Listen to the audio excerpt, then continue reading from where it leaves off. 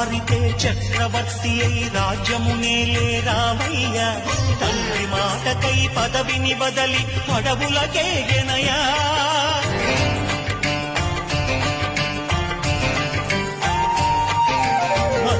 జనులను కావగ వచ్చిన మహావిష్ణు అవతారమయ ఆలిని రక్కసుడపహరించితే ఆక్రోశించెనయా అసురుని త్రూచి అమ్మను తెచ్చి అగ్ని పరీక్ష విధించెనయా సాగలి నిందకు సత్యము చాటగ కులసతినే విడనాడెనయ నా